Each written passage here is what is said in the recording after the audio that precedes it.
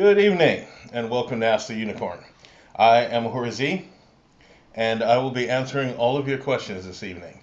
If it has to do with the spiritual, the paranormal, the metaphysical, and the mystical, even the magical, and sometimes a little weird, I will be happy to answer any and all questions. Now, before we begin, what I would like to do is talk to the youngsters. You all know who you are, and you all know that I love you. I would like to start with some of the easier questions first. If any of the youngsters have questions, please feel free. There is one question, however. What do I mean by give what you need the most? Well, this particular thing is an old principle that my teacher gave me years and years ago. Give what you need the most basically means that if you want something to manifest itself in your life, then you have to be willing to be that or to give that. For instance, if you want time, then be willing to give time. If you want to be loved, then love. It's really simple. If you are looking for someone to understand you, then be understanding. You want patience, then be patient. Remember something about patience, as a matter of fact. Patience is active. It's not one of those things that most people think that patience is sitting around and waiting. It actually is not. Patience is a very active thing, especially if you have a goal that you're trying to reach. A lack of patience can mean many mistakes that will defeat your goal and defeat you in reaching your goal. However, if you take the time to be patient, making one step at a time towards your goal, you will most definitely reach it. Just that most of us have not been taught patience. Some of us have a hard time even with principles such as tolerance. So, what I mean by give what you need the most is if patience is what you are really seeking, and understanding, love, peace, then be that for someone else. And this goes to a lot of people that ask me time and time again. Believe me, I get asked this quite often. Um, how do I attract my soulmate? For those of you that really want the answer to that, I'll tell you. It's really simple. Be your soulmate. You be that. You decide that you're going to be the whole person and not wait for someone to come along and rescue you. Chances are, if you have to actually be rescued or you're waiting for someone to rescue you, you're going to pick the wrong person. And another thing, if you have to ask someone if someone else is your soulmate, no. They're not. Just letting you know. But if you want healing, then be that healing for somebody else. Which brings me to the next question. What types of healing techniques do I use? And who taught me? Can anyone learn? Anyone can learn healing. Um, who taught me doesn't matter because you don't know them. And there isn't a type of healing. Healing is healing. Now, if you're looking to find out whether or not I do Reiki or whether or not I do something else, as I said earlier, healing is healing. However, if you have to give it a label, I do what is called unicorn light healing or angelic touch. And to explain that would take the whole show and probably a couple of others. Just let it suffice to say my job is to heal. And that's exactly what I do. But if you want to learn the method that I use, then see me. Can you explain star children like indigo, crystal, and rainbow? Oh boy, you're really asking for a whole dissertation. Listen, if you want to get technical about it, we're all star children. Those things that people made up, such as indigo children, rainbow children, and crystal children, that's because someone wanted their child to be more special than the next child. All children are special. All of them. Every last one of them. And you know something else? The moment that you start separating and saying, well, my child is an indigo child, how do you know? Seriously. My child is a rainbow child. What do you mean by that? And my child is a crystal child. My question to you would be, what kind of crystal? There's a whole bunch of them. You know, let's put it this way. When you have a child that has a gift, that means that you have to be gifted as a parent. If you have a child that is extraordinary, you must be extraordinary as a parent. And the moment that you start reading these magazines, these little books called The Secret That Wasn't Secret, and a lot of other self help books, things like that. Now, I know that there are a lot of you that believe in them. I personally do not. If you want to get help, then you need to speak to a person. Or you can use the book as an associate, but you need to speak to someone who is doing something. And as far as these clubs like Indigo, Rainbow, Crystal, Star, I remember once there was one that was called Diamond Orb, which was equally as ridiculous. Listen, there have always been gifted children. There will always be gifted children. Don't teach children segregation, and don't teach them that they are exclusive. Teach them that they are all special. There was something that was said many, many, many, many centuries ago that has been reused and reused and reused. It does take a village to raise a child. That's the truth.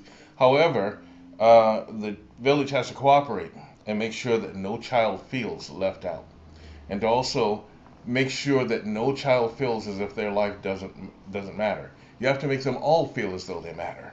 And when we start doing things like calling people indigo children and rainbow children and crystal children, usually those terms are made up by people that have no gift. They just want their child to be more special than your child or the next child. Listen, I know a lot of children, and you know what? They're all very gifted in their own way. And I really don't address them, even though I can see their vibrational frequency. I don't address them as crystal, rainbow, soap, stone, macadamia. I don't care. They're all beautiful. And this is just the truth. Now, there are those they're a little funny. I know a group of them. And they're mostly little girls. There are a couple of, little boys. But the little girls, all gifted. And woe be unto the person that tells them that they are not special. So as far as all of that stuff goes, please, those are just clubs that people made up in order to make themselves feel special or to make their children feel special, and I applaud them for doing that. But you can't say my child is an indigo child and not look at that same person, that other child over there, and accept them as one of those as well.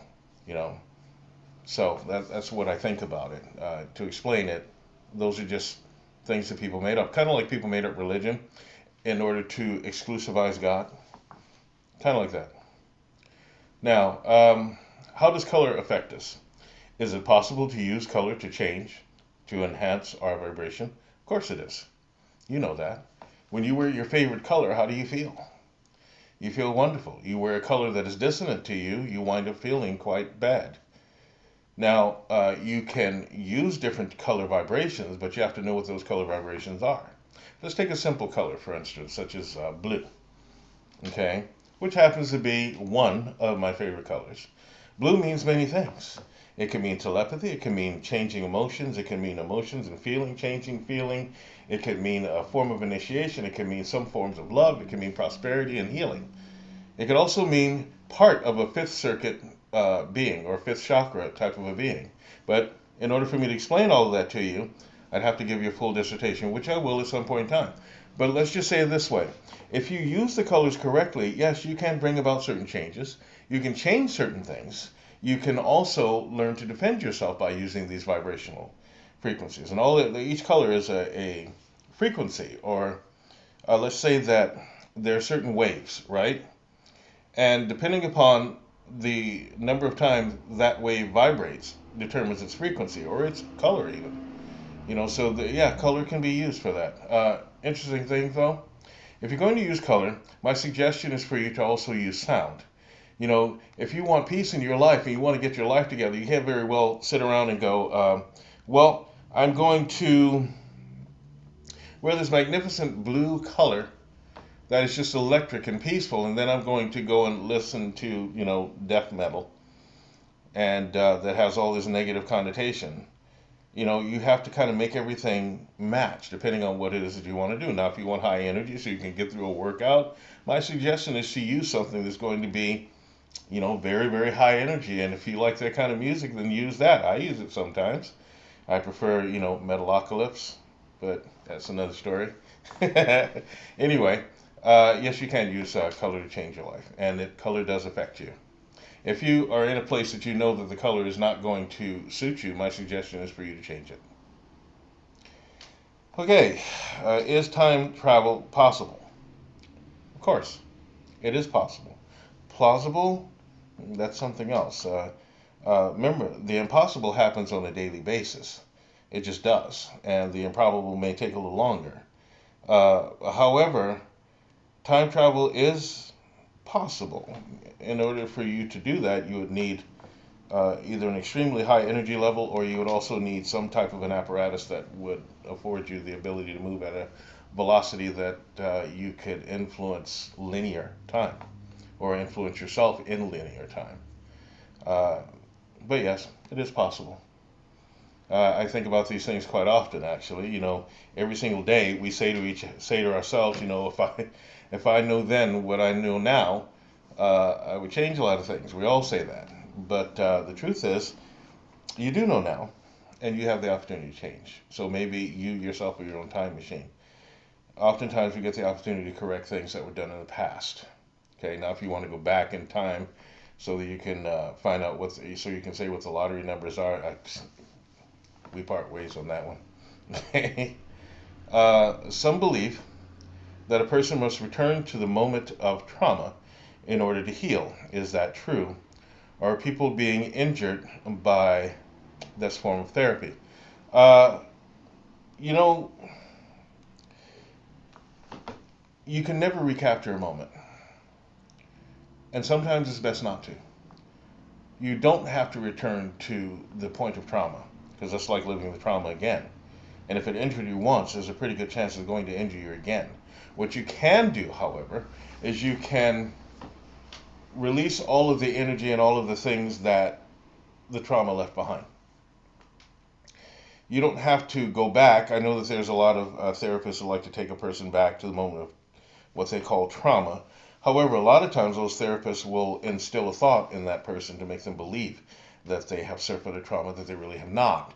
I think that this particular type of therapy is very injurious. I also think that therapists need to rethink before they take a person to a point of trauma, because what happens is they open up a subconscious thing that they cannot close. Uh, Many of you suffered trauma younger, and some of you have suffered trauma as an adult. However, it will do you absolutely no good to go back to that particular point. It's gone, it's done, it's finished. You won't be able to recapture it. The only thing you can do is release yourself, which is why there are things that are called regressions and safe regression, which doesn't necessarily take you to the feeling point of it, but takes you to the actual thinking part of it so you can think your way out. In other words, you become your own hero. Now, trauma is one of those things that happens just at the drop of a hat. What you have to do is you have to find what it is that trauma left behind, not go to that point. It always leaves something behind, and you have the opportunity to free yourself from it. Now, if the therapist can do that, offer you the freedom and not take you back so you can sit there and cry and scream and holler and do all of that stuff, because that really accomplishes absolutely nothing. But if they can take you to the point where you can release what that trauma point left behind and then leave it and say that you no longer need to visit it, it's done, it's finished, and as far as you're concerned, it is no longer part of your mind, it is no longer part of your body, it is no longer a part of your life. At that particular point, what you do is forgive everything that you've been holding on in the past. There is no anger, there's no hatred.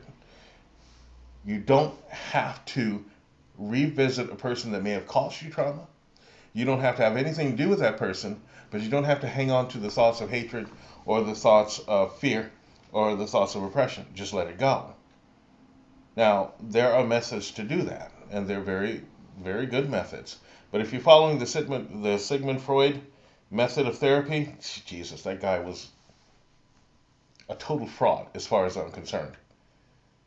And to follow any of that type of a conventional therapy, or to take a person to a point where they are so much in pain that you don't really offer them a way out other than say, well, we've revisited that trauma. And, how do you feel about that? You need to actually lead that person out of that hell. You can't just sit up and take them to the point of trauma to think that that's going to help them. Moments of trauma hurt. Give them moments of peace. Remove the trauma. That's the thing that needs to be done. Remove it and then give that person peace. And find a way to. And if you can't, you don't belong in therapeutic service at all. Okay, now, this is an interesting question. When you see the future or get a premonition, is that a form of time travel? There are many that could call it that, yeah. It is more dimensional travel. Remember, what we call time and space is based upon physics. And it is based upon actual concrete physics as opposed to quantum physics. In quantum physics, everything moves spiralic. In normal physics, everything moves linear. Now, true, there are different dynamics in even that linear time. And when I see something that has to do with a time that has not yet happened, remember, it's like fragments. There's no one thing. It goes off into different things. It's like watching a bunch of televisions all at the same time, and then watching where the energy is going to flow, and watching the other televisions go off so that only these possibilities remain, or maybe 3 or 4 possibilities remain. If you'd like to call that a form of time travel, that's fine, but it's not necessarily time travel unless you reverse it and say the time has traveled to me, in which case you would be more valid. Okay, let's see. You saw that I offer something called video game therapy. Okay, how does that work? Well, over the years, because I'm an avid video game player, and I like researching because I get the opportunity to see how the creators actually thought. What I've noticed is that there's a video game for just about every type of phobia, just about every one. And since I have a preference for survival horror, things like that. Because it gives a scenario that I have to think very, very creatively. I know a lot of people like to use the books and go online and get cheat codes, and I did that once, and it was for a game called Champions of Norath, I think. I just got the cheat code and I tried to play it, and I figured I would just sneak and play it where no one could see me, and my character's running along, and I did the cheat code thinking that, well, no one will suspect, and all of a sudden he just stops right in the middle and went, cheat! And so I said, okay, I'm not going to do that anymore. But there's a game for just about everything. And if you really get into it and try to relate yourself to it, I don't mean like you're going to form a whole subculture based upon a game, like this one thing where it got a lot of kids believing that they were vampires. I mean, you actually experience it and think objectively. You can cure your own phobia. And I've proven this several times. People who are afraid of heights, people who are afraid of water, people who are afraid of outdoors, people who are afraid of the dark, people who are afraid of, believe it or not, bacon.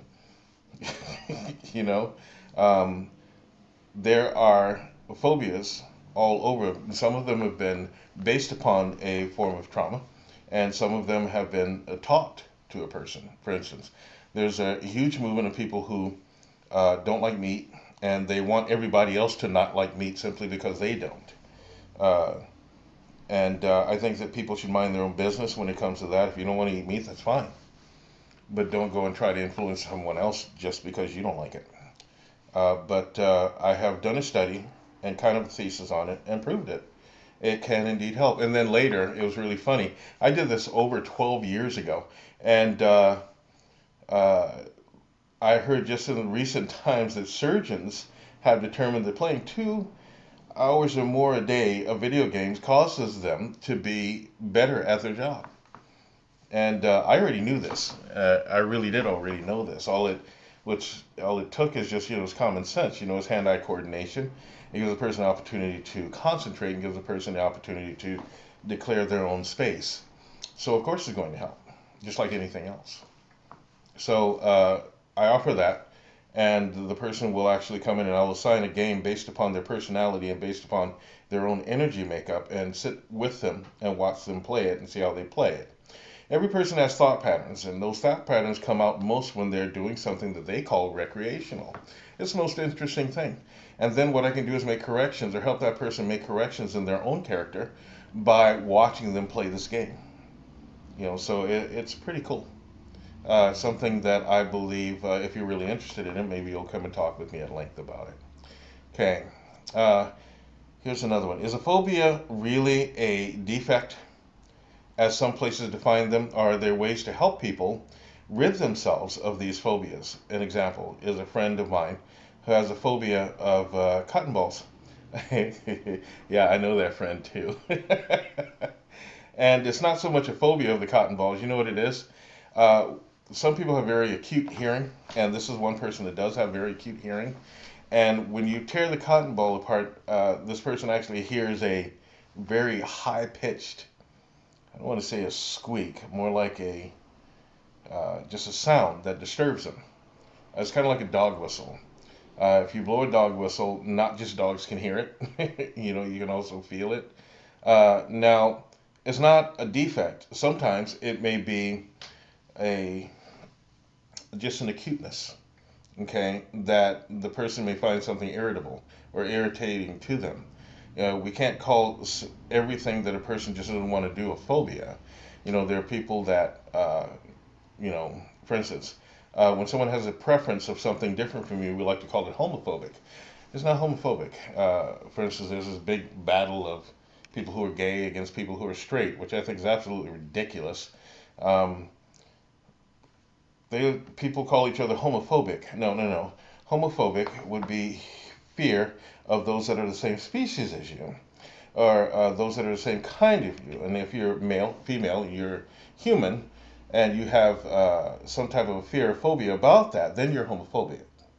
Now, xenophobic is something alien, okay, or something that is different, entirely different from what the norm is, okay. This particular battle is fought on a xenophobic level, not homophobic. Uh, Unfortunately, in our educational system, some of the teachers really don't know how to teach. Just saying. But it doesn't mean that that's a phobia. Any phobia can be fixed, just like what I was talking about in the video game therapy. Let's see, I've been told that certain types of cloth insulate your energy and can protect you, like silk or fur. Is that true, and why? I don't know so much about silk. I can tell you about fur. And it's not really fur, it's leather. It's the actual skin, not the hair so much. It depends on what type of energy you're trying to fight or you're trying to insulate. If you're trying to insulate something like a psychic energy, or if you're trying to protect yourself against a form of psychic attack, there are certain skins and furs that can do that. Silk is something that is very, very elegant and very, very pure. It's very clean. It's been called one of the purest fabrics that there are, and I tend to believe that. However, anything can be sullied. So if you are going to be someone that collects silk, understand that what you put into it is what you'll get out of it. You can take a piece of paper, and if you put the right energy into it, it can be equally as protective. Now, on a base level, if you don't know a whole lot about it, let me just tell you very simple. Leather works. And remember, that's just about any type of leather. However, bovine leather seems to have the greatest effect in fighting a psychic attack. It's the most interesting thing. Um, but I would imagine any type of leather would do. It depends on what the nature of the attack is. That takes training. Uh, we all have our ideas, and that's good. And there are a lot of people who are against fur, I suppose. They have synthetic fur right now, and that doesn't do much to really ward off a psychic attack. But if you can find something that is synthetic that you could charge with a level of energy, it could do just as well. Yeah.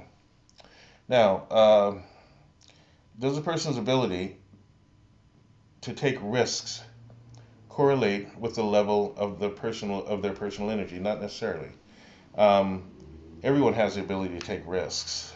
You mean people who like jumping off of cliffs with bungee cords, or jumping out of airplanes for no apparent reason, or rock climbing without gear? Those are all just very recreational and fun. I mean, to that person, it helps them to get what they need.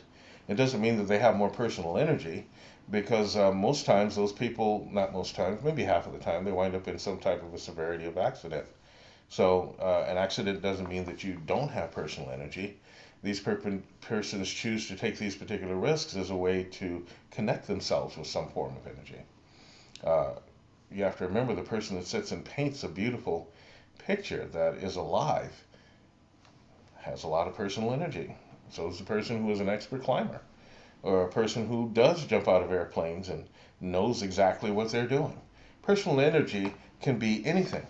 Risks have very little to do with it. But if you like taking risks, then it may well be with you. If you don't like taking risks, I say the same thing. Personal energy is one of those things that you gather. It's not a contest, nor does one person get kudos over another based upon the risks that they take.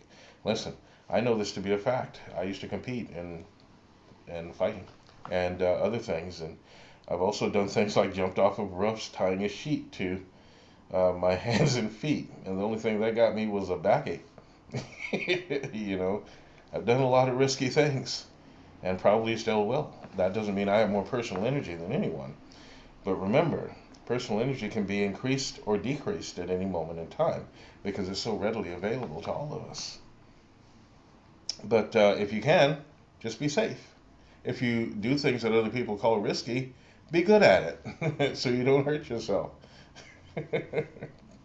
Now, what is the difference between psychism and intuition? Nothing. Absolutely none. There is no difference between psychism and intuition. Remember, psychism is a word that is based in psychology, or psi.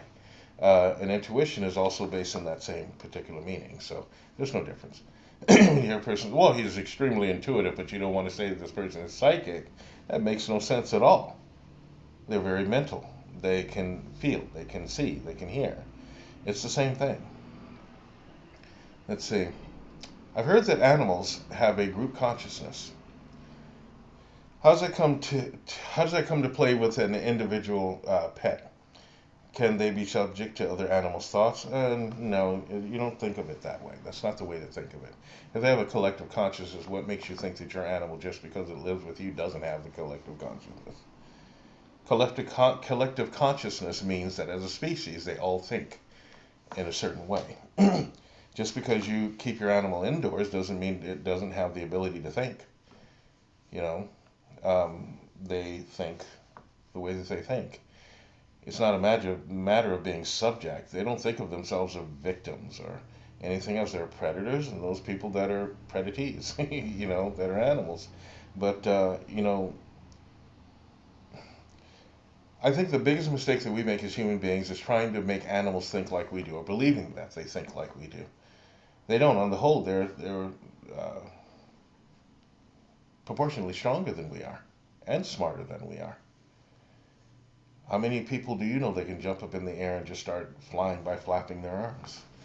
Or just climb a tree with no effort whatsoever?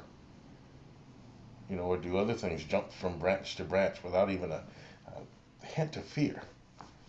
Climb up the sides of mountains as if they were flat ground. You have to think about that. You can't really compare them to us. They're a very different species. To say that something is subject means that you're thinking from a very human perspective that entails some form of fear or some type of oppression. And that's not the way that animals think at all. I know that there are a lot of people that believe that they know what animals are saying or thinking, and there's some of us that can hear what they're saying most of the time. But there are those times where they just kind of think in a different way entirely.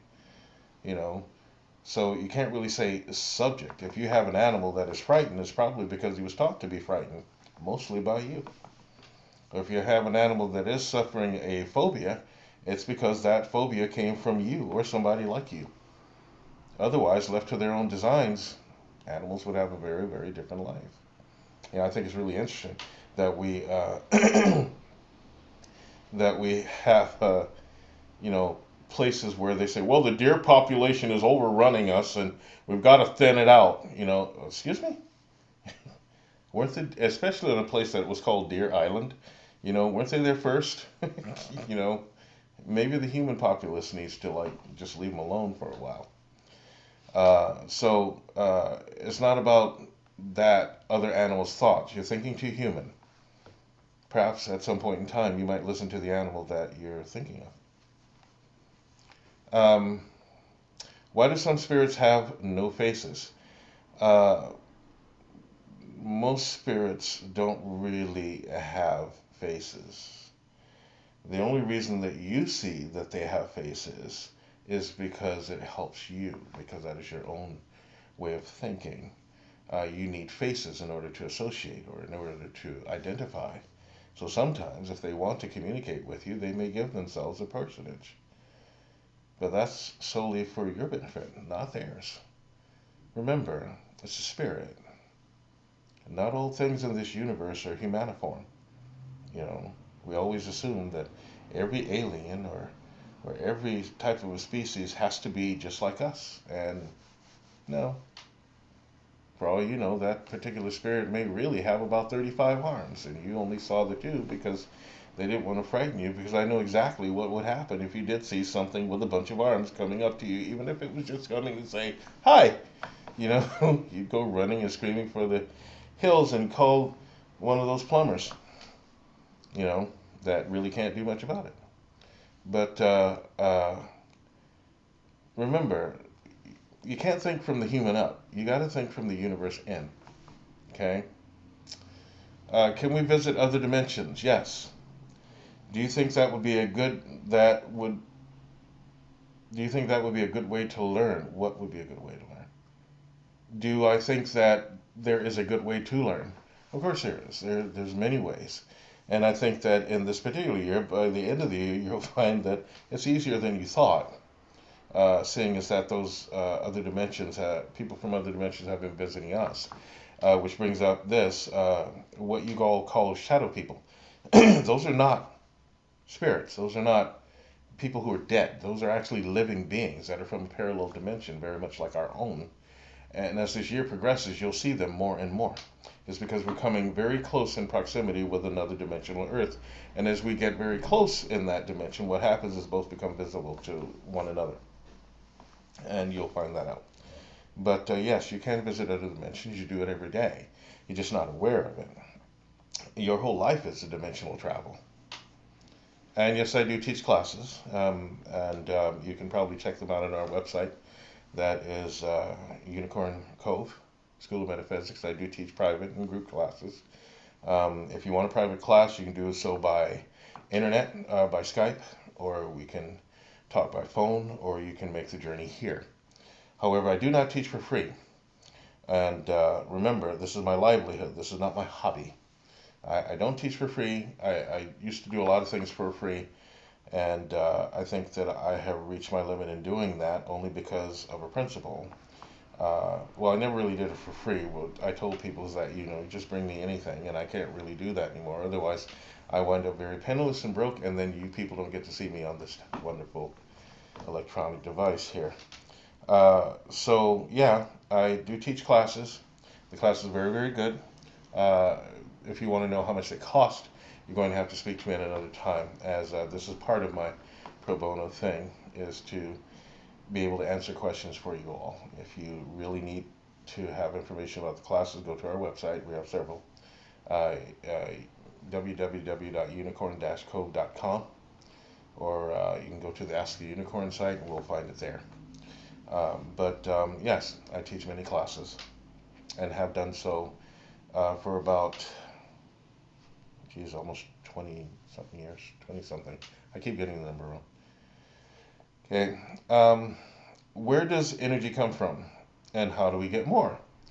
Um, Energy is always around you. It has always been here. You, my friend, are energy. Energy comes from where it comes from, which is an entire universe. And even then, our particular universe is only one, and a multitude of them.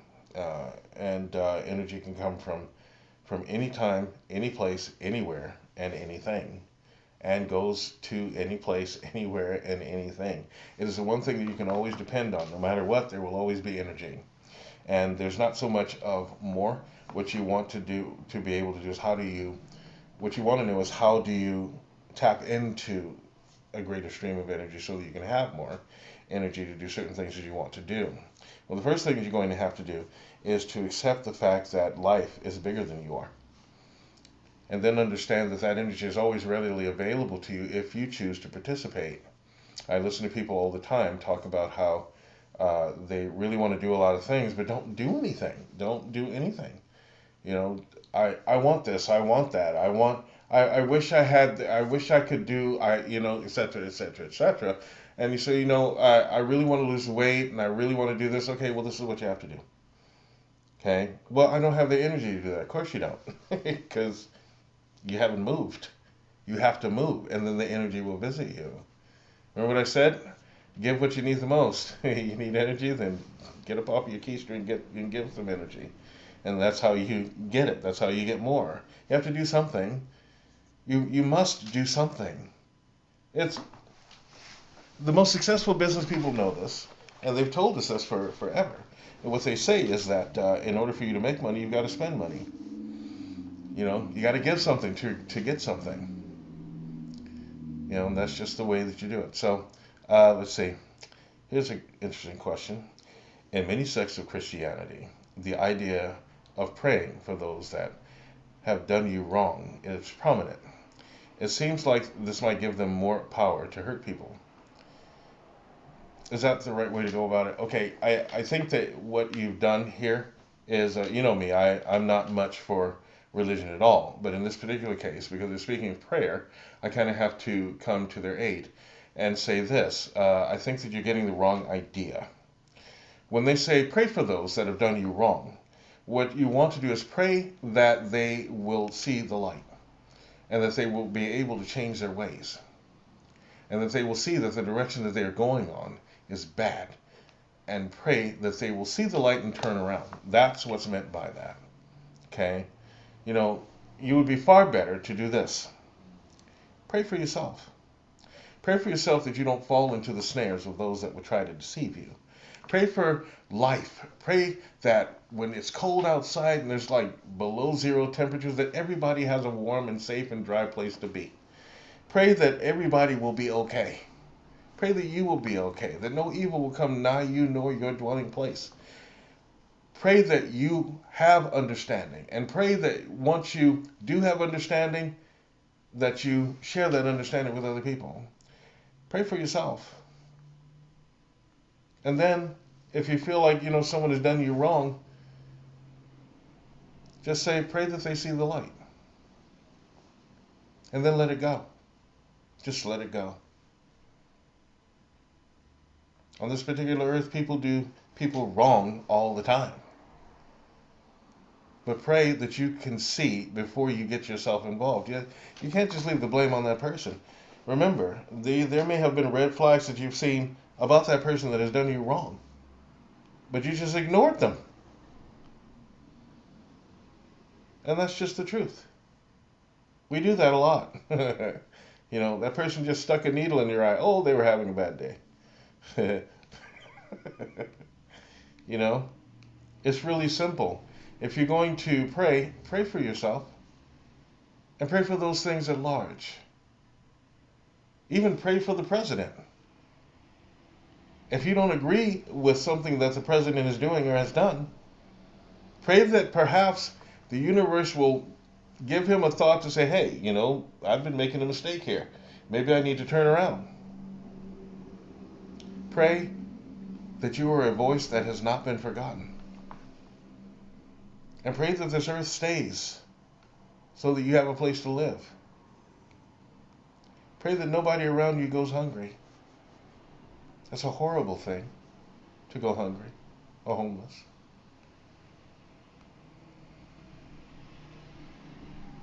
Pray that we are all okay. There's always laughter in your home. There's always peace and light.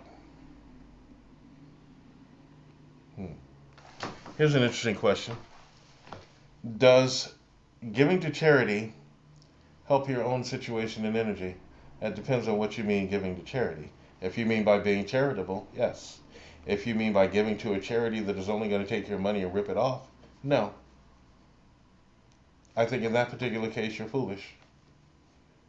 There are people all up and down the street that could use the help, and yet you want to send money overseas to a place that you've, excuse me, never been to, never will go to, or that there are these people that are calling you, for your money that say that they're going to give it to these children, and these children wind up saying maybe 1 or 2 pennies, while the rest of that charity foundation is being paid.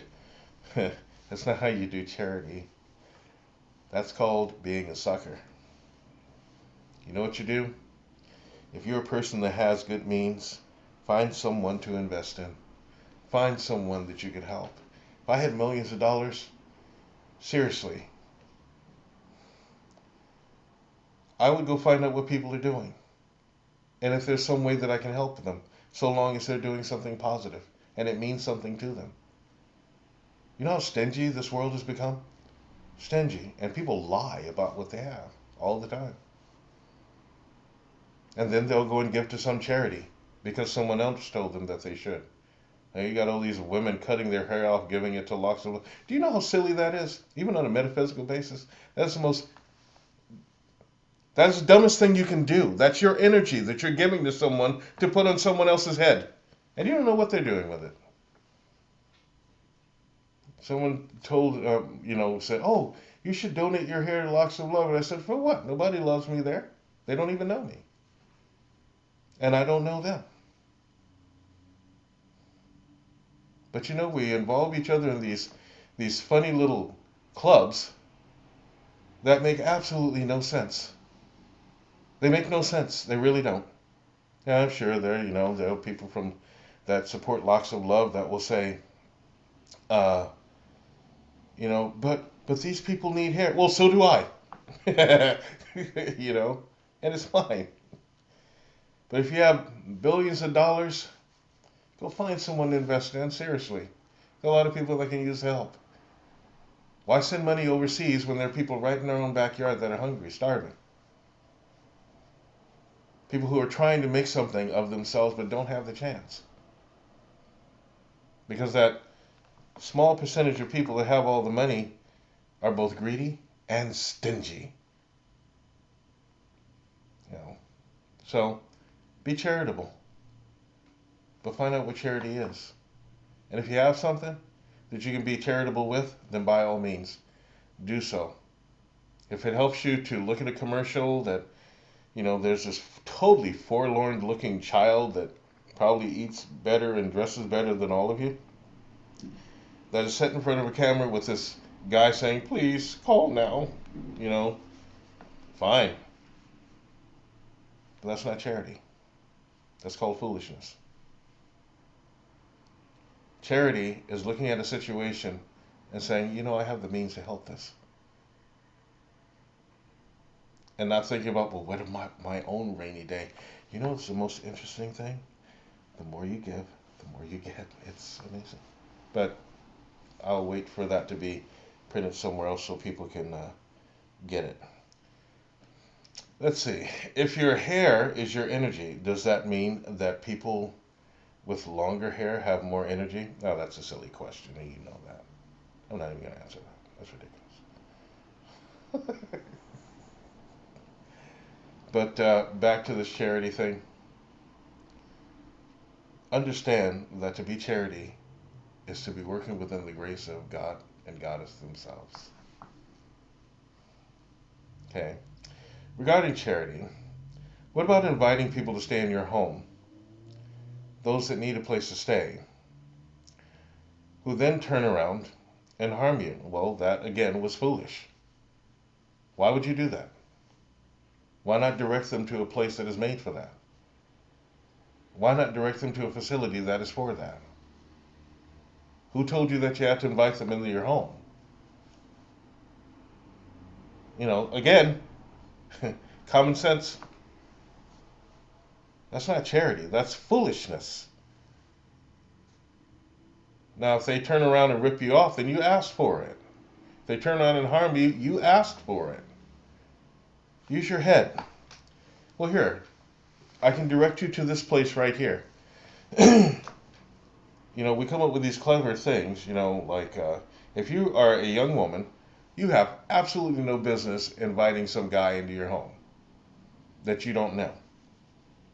I don't care what you think you're doing.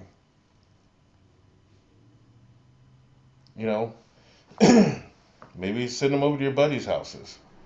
Nowadays, the United States of America has a lot that can help people.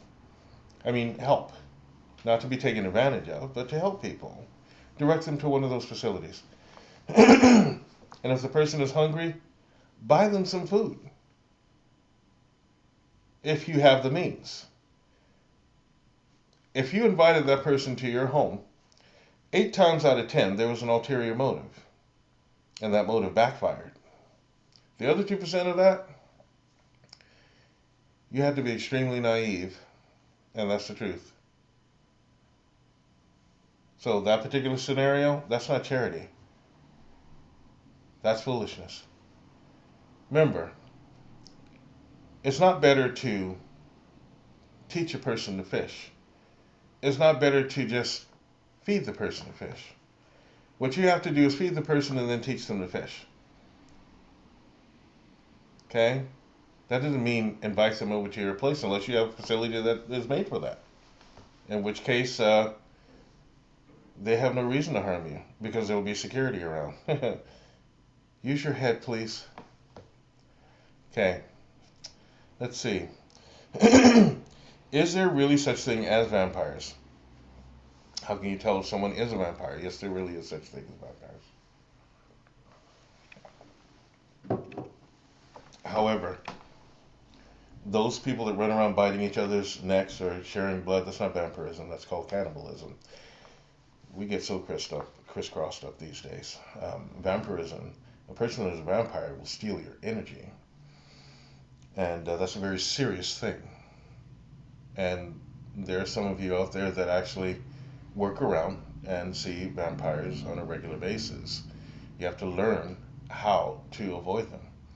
If you go to a person or around a person your energy feels robbed, you don't need to be around that person. Get away. Don't make up an excuse. Well, they're such a nice person. No, they're not.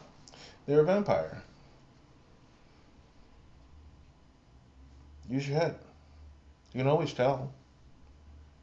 That person not only drains energy from you, they'll drain energy from anybody else that allows them to. And will usually make that person feel guilty about draining not letting them drain their energy. Parents can act very vampiric, and friends can be very vampiric, and co-workers and things like that. Those are just parasitical behavior. However, vampires are very specific beings. Now, let me help all of you. Those of you out there that believe that you can be turned into a vampire because someone else bit you or whatever, because you've been watching too many movies or glittery twilighty vampires that hiss. This is not true. Those things that are vampires, they don't want other predators around. Don't you get it? They're not going to turn you into a vampire. They don't want you to be. Why would they want other predators to compete with? So please, stop the illusion. Stop the madness. Vampires are nothing to play with. However, they make for very entertaining movies. I understand. I get all of that. But there have even been people that were in movies that got vampirized and died. Playing vampires. You have to understand, some things are just very insidious. There are a lot of things that you know and a lot of things that you don't know that you probably just want to stay the heck out of. I've known a group of teenagers that thought that they were vampires. And I told them they were vampire food. And that was just the truth. Remember, biting the neck, drinking blood, not vampirism. I'm sorry. That's just foolishness. It's an energy thing. And normally, these people can operate right up under your nose, and you never know it until they decided that you needed to. So yes, there really is such a thing as a vampire. I have yet to meet one named Dracula. Okay? It has been rumored that our military has dealt with a great many suicides throughout the wars in Iraq and Afghanistan. Is there a magical or a psychic correlation? Yes, there is indeed.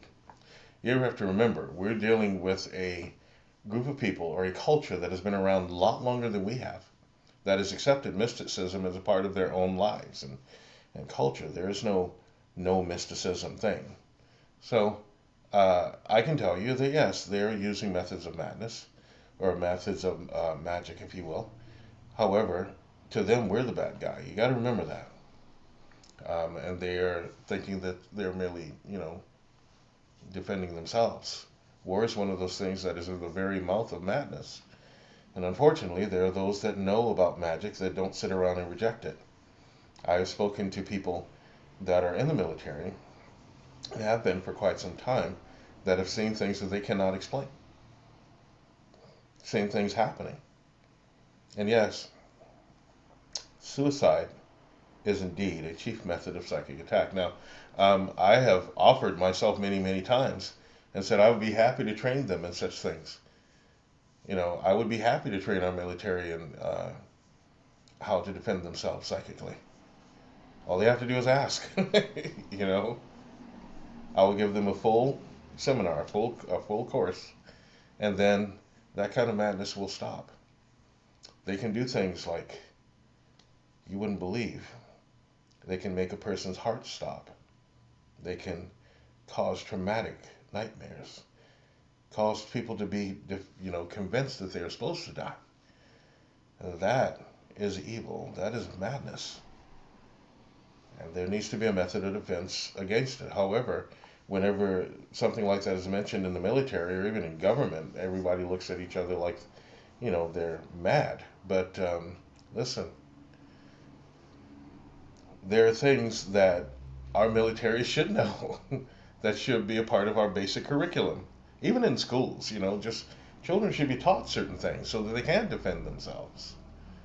You know, as I said, I'd be happy to help on any city, state, or federal level.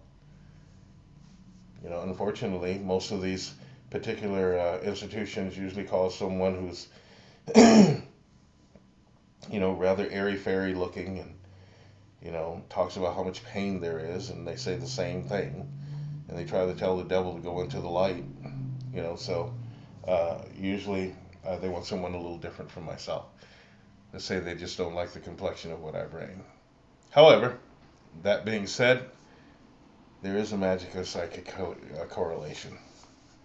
You're very right about that. Now, I do believe that we started a little late, so I would like to say goodnight to all of the little children um, that are my friends, my homies. And it's probably time for you. I don't know if you guys are on vacation or whatever, but it's time for you to go to bed. And I hope you all have pleasant dreams. That means all of you from the Risbara family, the Brown family, uh, the Bradine family, the and the extended Brown family too, and Shelly, and all of you people that are people that I care about. Charlie's not here tonight, as you see, and I'm going to start introducing some new things that I think that you all will really love. We are campaigning for Falcare, I must remind everyone, so if you can make a pledge, we are still 17,000, almost 17,000 under, and we have just a few days, and I'm hoping that we get uh, some generous person that wants to donate to a charity will change their ways and decide to invest in something really cool. Uh, and we have some more things planned for Unicobia Net TV. Ask the Unicorn will be changing a lot of things and making sure that we bring you a better program and making sure that you all are more entertained. Um, as most of you know about me, I'm a very serious person when it comes to metaphysics and spirituality.